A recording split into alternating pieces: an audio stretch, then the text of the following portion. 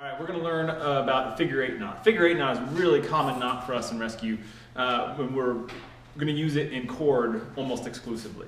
So I've got my 10 mil piece of rescue rope here. To tie a figure eight skeleton knot, which is what we'll start with, I'm going to come around a couple of times and back up through like this. I'm sure we've all done this at some point or another.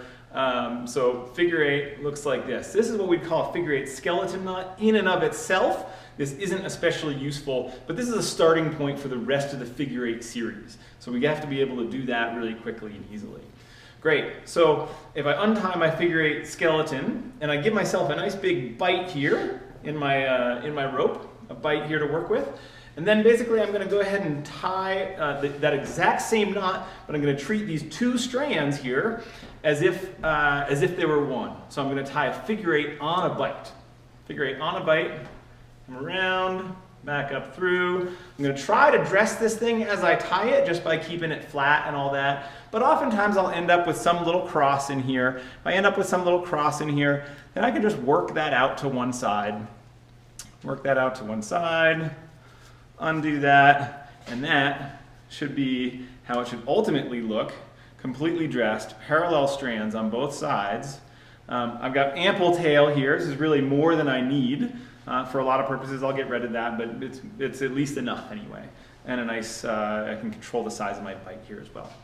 I can certainly adjust either one of these. I can make my bite bigger, tail smaller, etc., just by feeding rope right through there. So that's my figure eight on a bite. That's my second part of the figure eight series. Third part of the figure eight series, again, I'm going to start with a figure eight skeleton.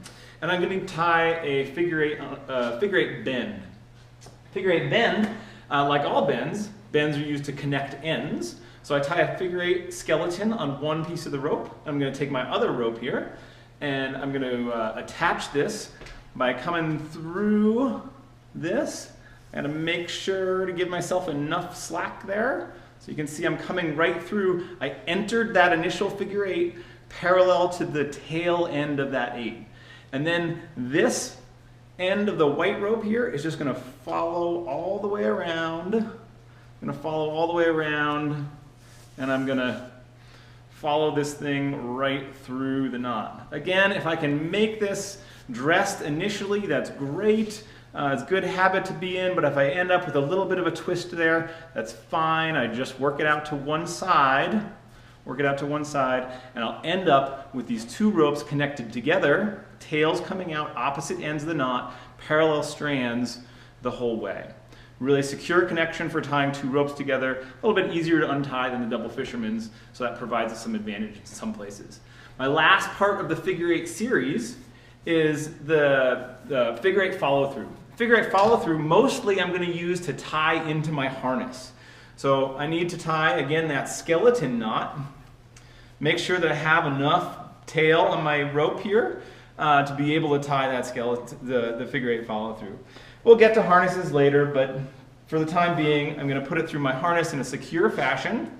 And then I'm going to follow this, again, taking this tail, following this all the way through, pull the slack, grab this end, follow it through, pull the slack, follow, follow, follow.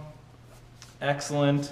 And I should end up with, again, nicely dressed, no crosses in my knot, plenty of tail, a little bit extra, but that's okay, nice and snug up next to my harness. This is a figure eight follow through, and this is what we'll use to connect ourselves to the end of the rope.